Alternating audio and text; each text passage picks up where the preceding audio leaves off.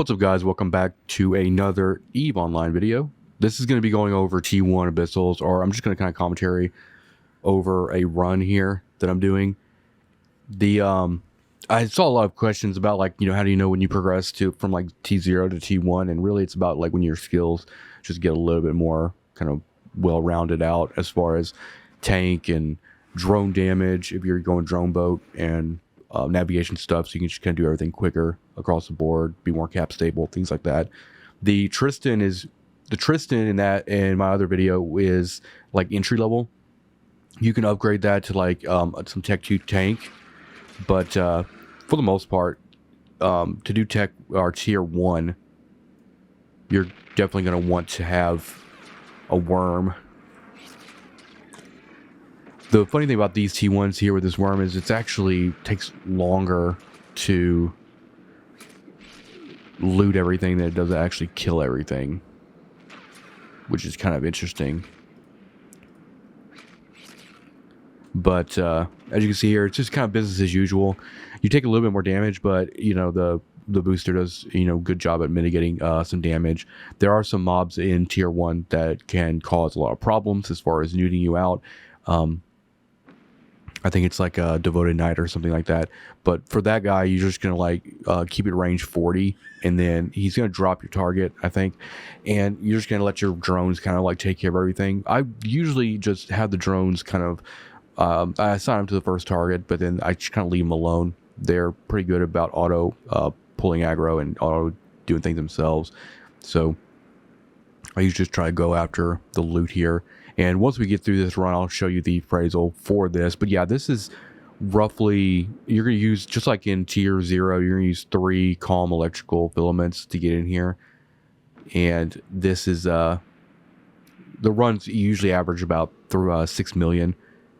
And if you're a little bit quicker than me as far as like looting and everything, I had some weird issues in this one, then you could do this in like, 6 to 8 minutes. But I think this run ended up being a little bit longer than that.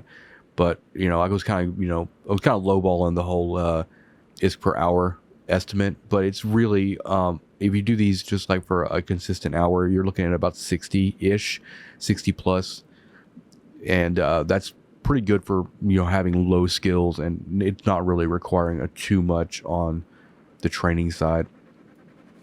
Obviously, you can make, I'll put the fit in the description as well, obviously, so that you can kind of see that. You can import that and see how that goes. But for the most part, whenever you're doing like any low end abyssals and you're kind of like getting used to doing abyssals and you're kind of working your way up, then obviously you need to be looking at anything and everything that can benefit you as far as skills go, even coming down to like the navigation stuff. I mean, the faster your subwarp is, then it helps your time. The less capacitor your afterburner or microwarpdrive uses helps with stability. Your tank, obviously, drone skills, either like drone durability, drone interfacing for damage, everything like that. Targeting range, obviously, the faster you can get stuff targeted out. Drone control range, and even sort of weapon skills as well. So, if for these missiles, if I get my skills out to the point where I can hit them sooner because I have longer range and longer targeting range, it just allows a little bit more of a fluid kind of run through everything.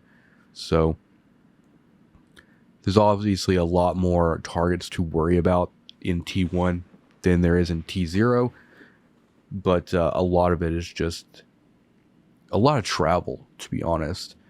But at the very most, unless you're just really wasting time, the very most you might spend 10 minutes on this run, which is still pretty good return considering that it doesn't take a whole lot to get into the worm and kind of get this whole operation kind of moving around.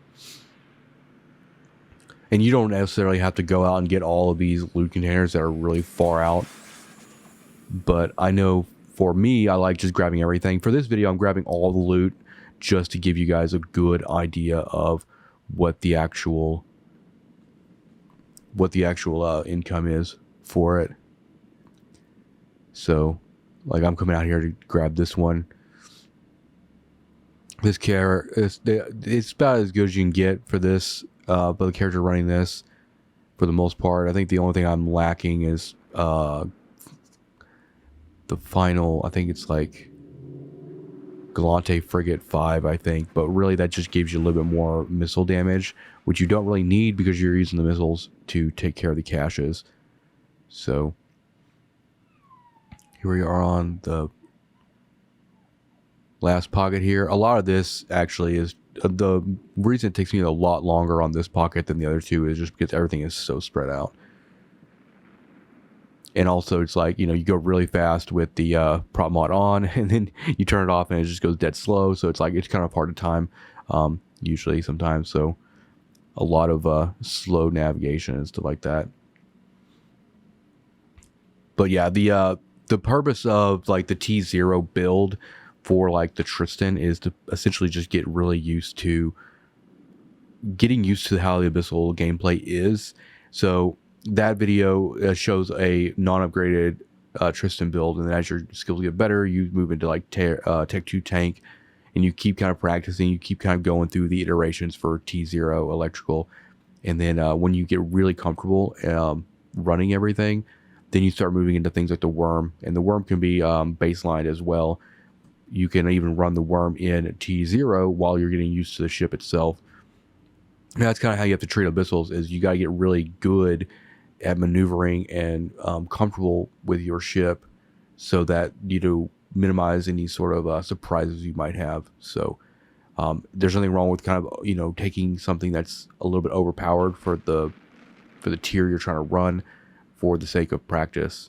And obviously, you know, I do recommend anybody who's getting into Abyssals and can do Abyssal hardcore, do a lot of Abyssal testing on the test server. That's a good way to just kind of test your fits or test your abilities. And once you actually get comfortable, then when you run them on live to actually generate that ISK, then you're not as nervous and you can kind of just go through things kind of methodically.